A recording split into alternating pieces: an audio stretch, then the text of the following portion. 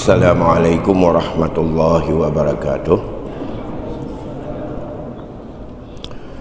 Alhamdulillahilladzi an'ama alaina bi ni'matil iman wal islam. Allahumma salli ala sayyidina Muhammadin sayyidil anam wa ala alihi wa ashabihi zawil huda wal kiram, amma ba'd. Fa ya ibadallah, ittaqullaha haqqa tuqatih wa la tamutunna illa wa antum muslimun. Segenap puji beserta syukur kita persembahkan kehadirat Allah Subhanahu wa taala. Selawat dan salam keharibaan junjungan kita Nabi besar Muhammad sallallahu alaihi wasallam pada keluarga dan sahabatnya sekalian, guru-guru kami, bapak-bapak, saudara-saudara sidang jamaah pengajian yang dimuliakan Allah Subhanahu wa taala. Kembali sembari kita beriktikaf untuk kita mengenang dan berzikir serta berfikir kembali atas apa yang telah dibebankan oleh Allah kepada kita selama dalam hidup ini, dan batas apa yang Allah berikan kewenangan kita di dalam hidup, dan apa juga kewenangan orang tua atau saudara kita yang sudah meninggal dunia dan batas kewenangan yang diberikan kepadanya. Sebagaimana sudah lazim saya sampaikan bahwa ilmu faraid atau ilmu waris di dalam hukum Allah hanya harus terpenuhi 3 rukunnya. Bila salah satu daripada rukun itu tidak ada, dan itu tak masuk dalam kelompok ilmu ini, ilmu yang diancam oleh Allah dengan siksa yang sangat pedih andai kata kita menyimpang dan melanggar daripada penetapan inti dan khusus dari Allah. Dalam surah An-Nisa ayat 14, Allah berfirman, Bismillahirrahmanirrahim, wa may ya'sillaha wa rasulahu wa yata'adda hududahu yudkhilhu nara khalidan fiha wa lahum azabun muhim. Siapa di antara kalian yang maksiat kepada Allah dan maksiat kepada Rasul, wa yata'adda hududahu, dan melewati daripada batas-batas daripada batasan Allah, yudkhilhu nara, orang ini akan masuk dalam neraka, khalidan fiha, tak keluar-keluar, kekal di dalamnya. Untuk mereka itulah mendapat azab yang sangat-sangat pedih. Hududat Allah, batas hukuman Allah yang tidak boleh dilanggar, dan Allah sangat marah bila dilanggar dengan konsekuensi azabnya neraka, adalah apa yang dijelaskan di dalam ayat sebelumnya. Ayat 11 dalam ayat 12, itulah batas-batas yang telah Allah berikan. Maka dalam konteks ini, rukun daripada ilmu faraid itu yang pertama, mati seseorang yang menjadi pewaris. Ini rukun pertama. Kalau demikian, perpindahan milik seseorang masih hidup dia, itu bukan masuk dalam masalah faraid. Walaupun ada hukum lain yang bukan hukum Allah, menggabungkan seolah-olah perpindahan milik orang bila kepada keluarga dekat, apalagi kepada isteri, dianggap itu bagian dari masalah faraid. Bukan. Suami isteri selama hidup di dunia ini punya cara untuk memberikan hak masing-masing kepada yang lain. Suami punya hak untuk memberikan dalam hidup kita kepada isteri. Isteri punya hak memberikan sesuatu kepada suami. Siti Khadijah, isteri pertama Rasulullah, habis kekayaannya diberikan kepada suaminya, kepada Rasul. Tapi pemberiannya itu apa? Hanya sedekah untuk memperkuat jalan Allah, bukan modal kerja bagi Rasul. Kalau nanti meninggal Rasul duluan, maka itu harus menjadi seharkat atau gonogini. Bukan. Karena pemberian Khadijah kepada Rasul itu dalam bentuk sedekah atau dalam bentuk hibah, demi untuk tegaknya daripada risalah yang dibawa oleh Rasul. Dipergunakan untuk biaya perang, dipergunakan untuk membantu sahabat-sahabatnya yang kelaparan, untuk memberikan makanan kepada orang-orang yang mendukung perjuangan. Semua habis. Tidak ada yang tak tahu betapa sedihnya Siti Khadijah saat terjadinya pemboikotan 3 tahun, padahal dia adalah orang yang sangat-sangat hebat. Sebelum menjadi isteri Rasulullah, dikenal dengan janda kaya tanpa tandingan di tanah Makkah itu. Itu janda yang cukup kaya dia. Nah, bisa saja juga suami memberikan kepada isteri yang sifatnya itu kewajiban. Itu hidup, sama-sama hidup, isteri hidup, suami hidup. Supaya kita tahu kalkil dakwa-dakwi hari ini masalah harta seharkat dengan kita, dengan wali, dengan kerabat, dengan ahli waris lain. Ini harus kita dudukkan persoalan ini. Saat dunia sekarang orang sudah pelit. Kalau masalah duit ini, kalau udah meninggal orang maunya milik kita semua. Apalagi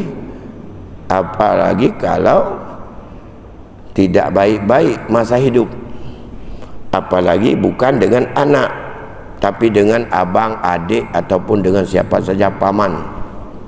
Udah satu, yaitu pemberian dalam bentuk merupakan bantuan, bentuk sedekah atau hibah dari suami kepada, dari isteri kepada suami.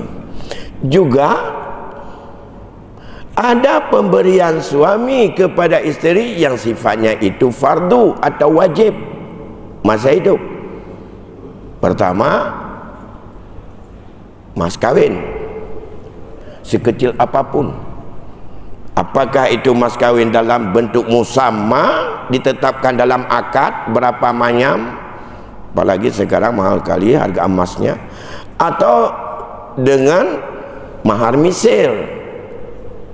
Mahar misil itu karena tidak ada penetapan dalam akad berapa maharnya, tapi mahar tetap wajib pada suami untuk diberikan.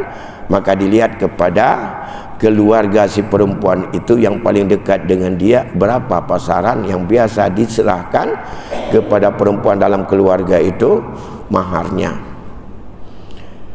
Ada yang sifatnya wajib lain, nafkah. Suami wajib memberi nafkah kepada isteri. Sedangkan isteri, apa saja yang diberikan kepada suami bukan dalam bentuk itu kewajiban. Orang yang katanya orangnya nabut mendum, walaupun kon pegawai minimal ya ceruh badan, paling kurang lam ya duk bak empres mekat orang pun minta rezeki. Bahkan kadang-kadang ada dalam keluarga lebih aktif isteri daripada suami dalam mencari uang. Uang dengan apa yang dicari oleh si isteri, apa yang dicari oleh suami, kumpul dalam sebuah rumah. Itu yang tahu mereka berdua. Apakah yang tahu hanya masing-masing mereka?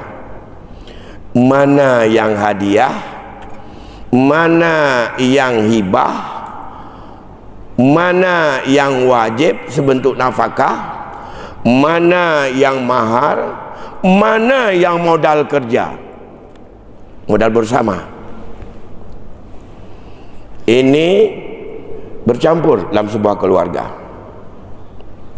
Tidak apa saja, sampai dengan piring, sampai dengan tilam tempat tidur itu harta zakat. Tak seperti itu. Itu kewajiban. Suami memberi baju pada isteri, maka baju isteri kalau mati isteri itu milik isteri, bukan zakat. Suami membeli piring, kompor, belangong, kanot, alat-alat masak, kemudian meja makan, itu dalam bentuk nafkah yang sifatnya adalah memberi nafkah makanan.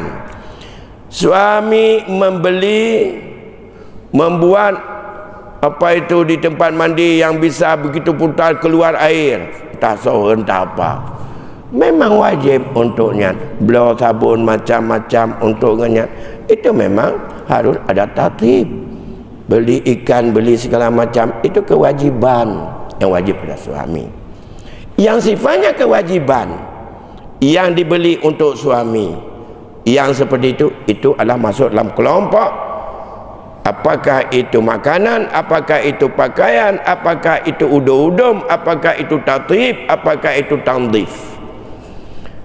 Setiap yang dibeli untuk isteri itu milik isteri penuh. Kalau demikian, pinggan macam-macam, rak, lemari, tempat duduk pinggan, nanti ke hadap rumah tu. Betul banyak pin mantau masalah tarikatnya kan jelas kewajiban. Yang habis pakai hari-hari, yang diberikan oleh si isteri, orangnya isteri belikan, besok kita beli, sebenarnya kewajiban beli ikan atas suami, tapi suami karena sudah dibeli ikan oleh si isteri, yang beli ikan isteri pukira Cina, bantuan, utang atau apa kepada si suami, tidak ada tertulis. Tapi mereka cukup tulus, mentang sedang baik-baik, semuanya itu yang untuk kepentingan kita.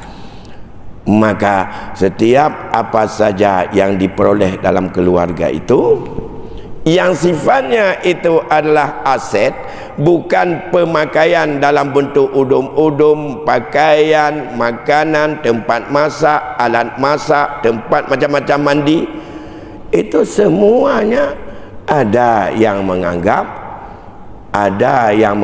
itu adalah sama-sama modal. Tetapi ada dalam bentuk yang lain. Banyak kejadian. Ini karena sedang hebat ulang tahun isteri. Karena ulang tahun isteri, kita berikan hadiah. Loma namanya, anting, pakai isteri. Ini untuk senang kamu ulang tahun. Apakah itu zakat juga?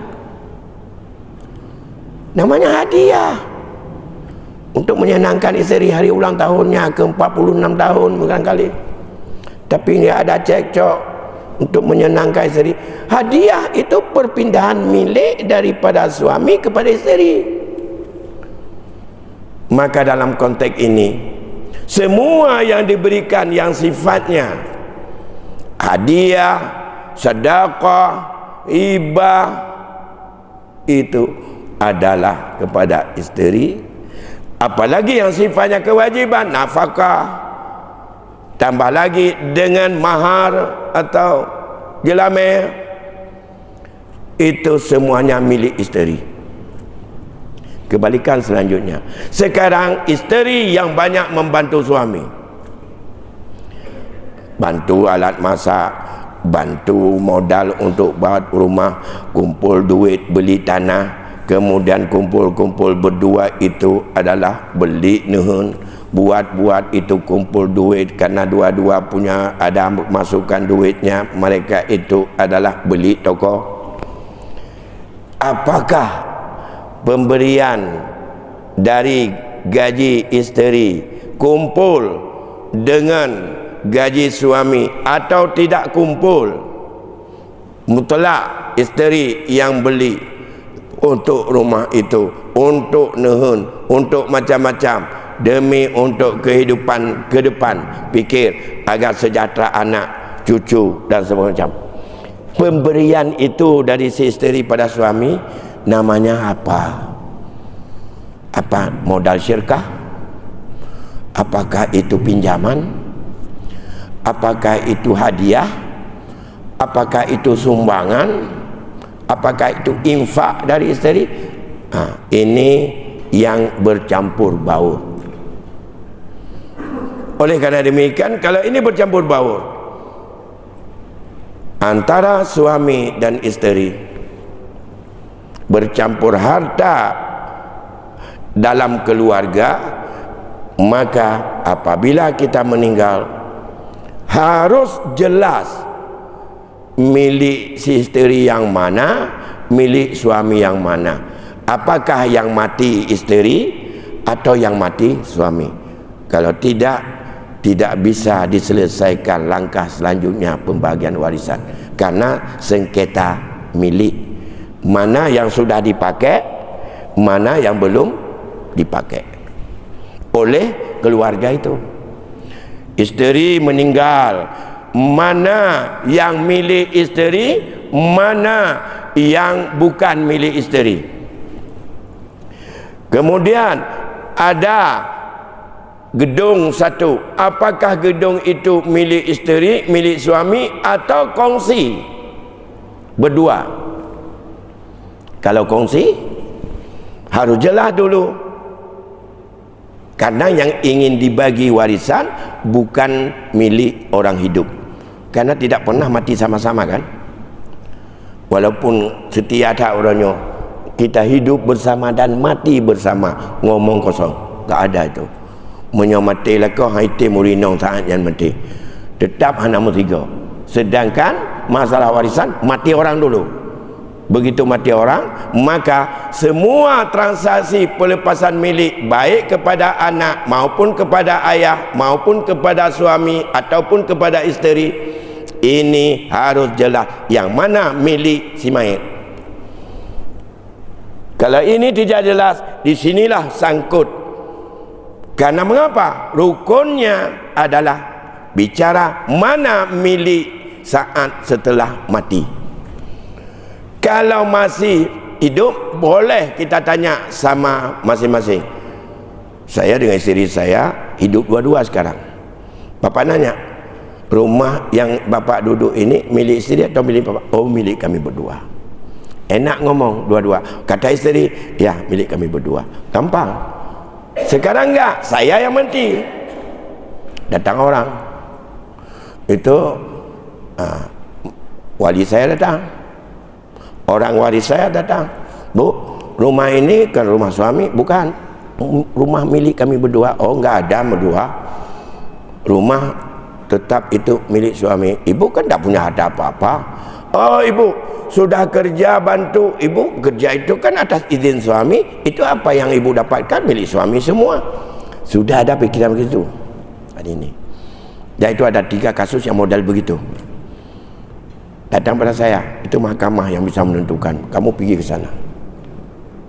Ni Pak, satu, berkaitan dengan hibah, berkaitan dengan sedekah, berkaitan dengan wakaf, berpindah milik. Bahkan sama dia berpindah milik kepada orang lain, walaupun kepada anak atau kepada isteri, dengan jual beli. Sama. Kalau sudah kita hibah, sama dengan sudah kita jual. Mauhublah yang terima, ia sama dengan orang yang membeli, bebas memiliki dia. Kalau sudah hibah atau sudah sedekah, gitu juga, gak ada sangkut paut.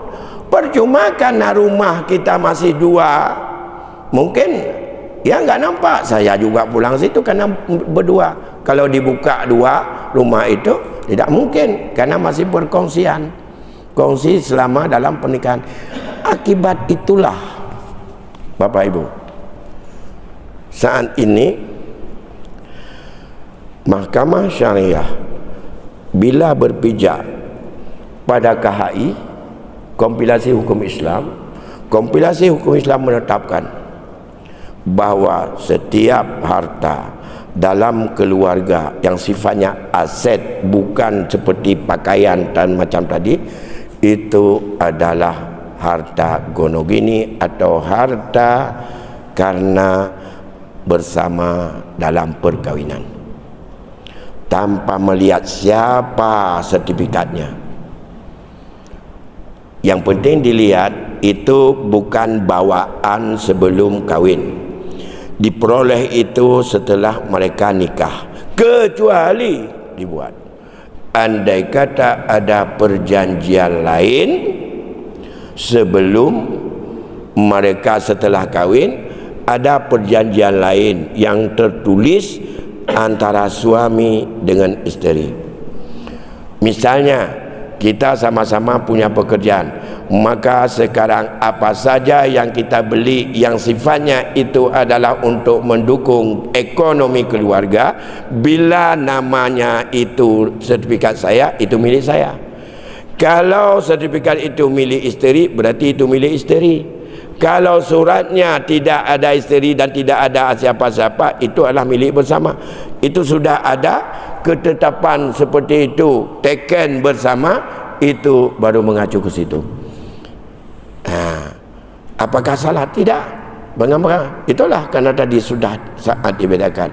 Aset keluarga dianggap berdua, dan itu bukan masalah faraid. Ya putepan ikumi cekok nyan kagel ghibah, nyan kagel wakaf kelun, nyan kagel gebi, yang nan lun atalun, yang nan genyan atagenyan, nyan haid tak tepat dengan musyawarah islah keluarga. Sahaja tepat hukum Mahkamah Syariah. Kiban hukum baca alam KHI itu lebih menjurus kalau tidak bisa mereka mendamaikan. Karena mengapa? Kewenangan yang diberikan kepada kami sebagai guru, sebagai ustaz dalam bidang ini hanya bayan hukum. Kami bayan hukum seperti ini. Penyelesaian kasus yang seperti itu bagi Aceh diberi kewenangan kita dalam 18 perkara kecil dalam keluarga dan masyarakat. Terdapat di dalam Kanun nomor 11 2008. Kepada siapa diberikan? Kepada yang berwenang, yang disebut dengan mahkamah adat atau lembaga adat kampung. Siapa yang berwenang di kampung itu untuk memberikan keputusan dalam bentuk mediasi dan untuk islah dan perbaikan atau berdamai di kampung? Kerja baik puluh-puluh draw yang berwenang. Yang pertama kecil, setiap ada sidang 18 macam perkara, termasuk sengketa daripada warisan, sengketa masalah tadian di atas, kecil harus dua selesaikan tingkat kampung. Itu disebut dengan putusan adat. Sekretari sebagai panitera, pencatat dan bagaimana kejadian-kejadian kumpul mereka berdua, dua pihak. Siapa lagi? Tengku Imam sebagai hakim anggota, hakim adat. Tuha Put sesuai menurut bidang, dalam bidang apa ini. Kemudian tokoh ulama menyona di kampung yang tidak perlu. Ini 5 unsur. 5-nya gedua. Hakim ketua gesi selesaikan, itu baru disebut sudah perdamaian. Bukan datang satu orang ke tempat saya maunya begini, kemudian satu lagi enggak datang, saya sampaikan begini, enggak mau sebelah sana, kalau demikian buat surat aja. Yang selesaikan itu tidak ada titik temu, hanya tingkat kaur ataupun dusun ataupun lorong, belum lengkap mahkamah adat.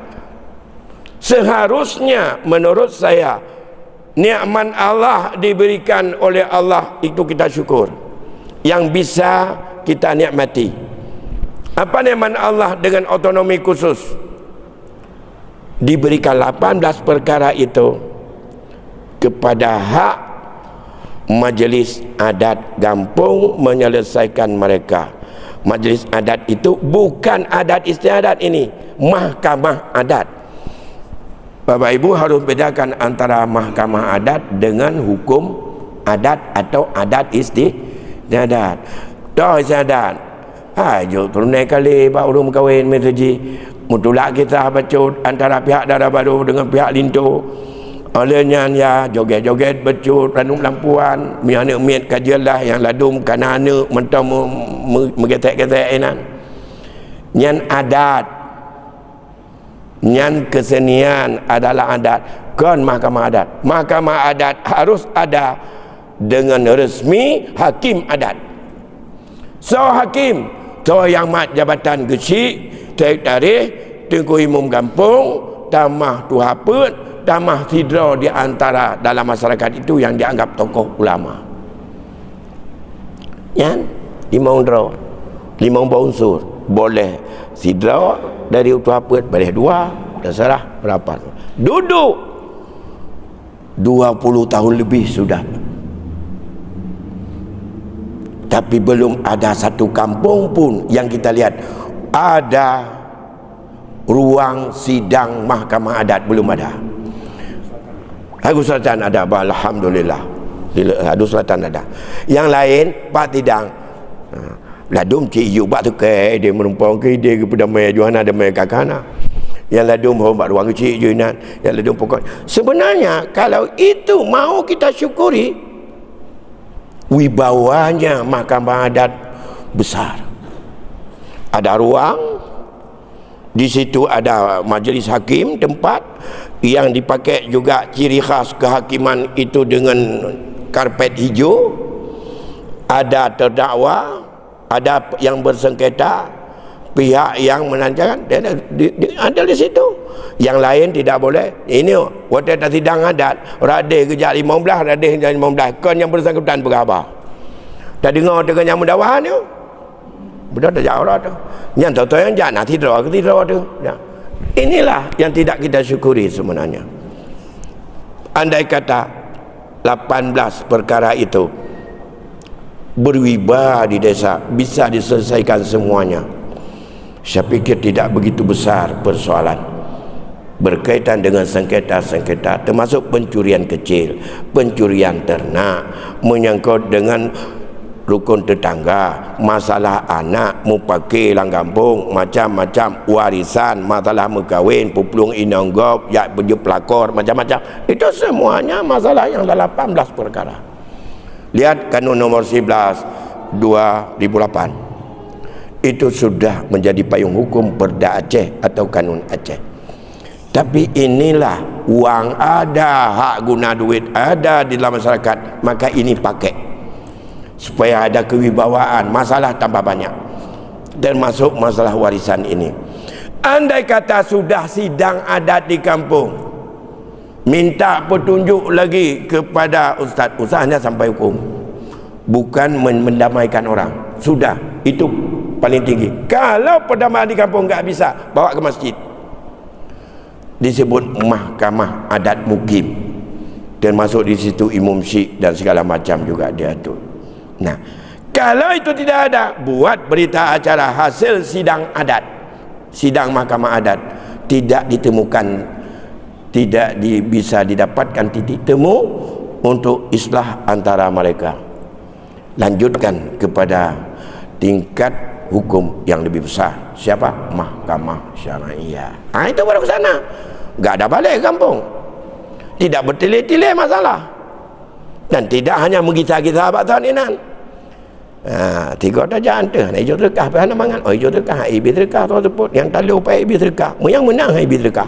Ibi gaduh dah. Ini persoalan. Nah, tapi saya bukan menyangkut dengan bidang masalah-masalah mahkamah adat, itu ada majlis lain. Yang ingin saya sampaikan, persoalan pemilikan orang yang meninggal dengan orang yang hidup, bahkan ke depan. Kalau dulu dia ada masalah ini, antara suami isteri enggak ada problem, karena dalam keluarga itu sangat-sangat baik, adik, abang, apa, itu enggak apa-apa. Mereka itu lebih rukun, damai dengan islah dalam keluarga saja. Islah dalam keluarga final, tidak ada yang menuntut selanjutnya. Ini adalah kearifan sebelumnya. Hari ini tidak ditemukan lagi. Sudah mulai kencang. Akan datang, akan terjadi lebih dari itu. Antara anak yang bekerja dalam satu rumah, nanti akan merasakan bahwa bahkan seperti yang terjadi, saya sampaikan beberapa malam yang lalu, seorang anak kirim duit untuk ibunya. Bu, tolong rumah ibu ini diganti keramiknya, itu udah pecah. Bu, itu dapurnya diganti seng, ini uang 20 juta. Bantu rumah untuk ibunya, karena ibunya di kampung, dia punya duit di Malaysia. Meninggal ibunya. Apa kata anak yang di Malaysia?